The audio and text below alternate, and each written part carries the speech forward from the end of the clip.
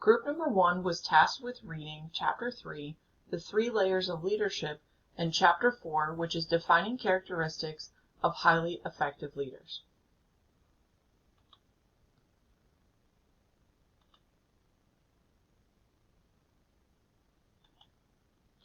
The first layer of leadership is the bedrock. This is why you have chosen this profession and why you choose to improve the schools that you are in. This is taking a look at your deep-seated and inherent principles and the values that we analyzed earlier in class today. This relates to principle number 5, which is anchoring practice in improvement in disciplined inquiry. You have to have an anchor and a baseline in order to reference all of your measurements and to go back and learn from those mistakes. The second layer of leadership is scaffolding. This is a set of forged rules built upon the bedrock. Knowing the level and the type of school is important so that you don't make a fatal assumption when you become a new assistant principal or principal. You want to analyze the systems that are in place and take a look at how traditions are established and how your staff works together in order to see where there is improvement. Because you cannot make any improvements if you are not making these observations, and you can't scale up if you're not measuring anything. So if you take a look at scaffolding, you are setting the groundwork with your bedrock and then setting on top and trying to get to further heights. One of the most important quotes that we picked out from this chapter was that the wisdom of practice has taught them that the interventions need to be infused with meaning. So if you're trying to make changes in your school building, there has to be a reason behind it. You just can't willy-nilly make changes and expect your staff to be adopting of these changes. The third layer of leadership is the build-out. You're blending together academic achievement and community-anchored learning environments. The children are supported to reach goals. They're engaged in rigorous academic programs, and you're putting quality in your instruction. There's also a professional culture where teachers share a sense of direction. The teachers understand what improvement practices are in place, and they work collaboratively to reach those goals. They hold each other accountable for student outcomes, and you have to look at the data. You have to continually visit the data and make those changes. You're ensuring that every child is known, cared for, and respected. You're looking at their social, emotional learning and making sure that they feel safe.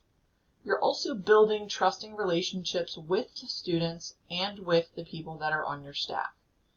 This fits with principle number 6, which is accelerating improvements through networked communities. So if you're not building a community in your building, whether it be with parents or stakeholders or teachers or students, you're not going to make those changes that you want to make. Chapter 4 was about defining the characteristics of highly effective leaders. Highly effective leaders are passionate. They're passionate about their institution, their work, and the well-being and success of both the teachers and the children. Basically, they're the one that starts the fire. They're the one that sets all of the changes in motion. They're dedicated and committed to pushing open opportunities that were not seen before, and including people that may not have their voices heard.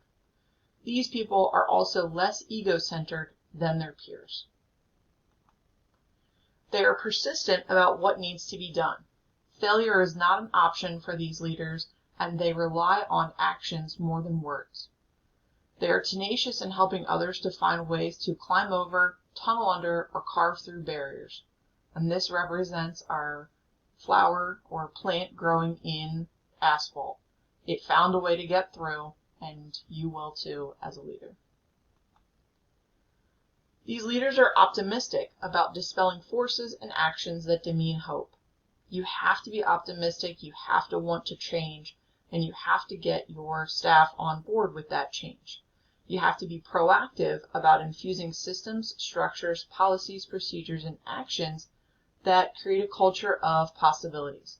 You don't want your staff to come in very humdrum every single day, and you want them to want to be there.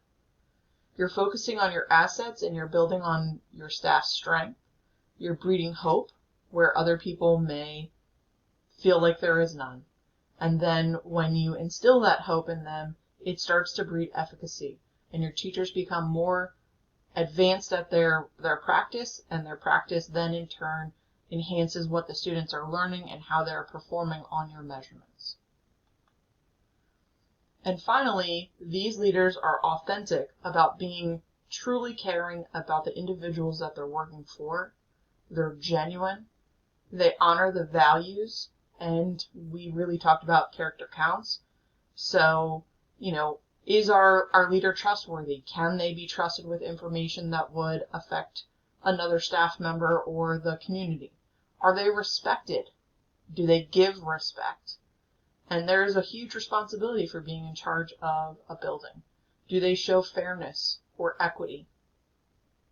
And then, are they a citizen in the community and represent the community with all of the values that tie back to their bedrock?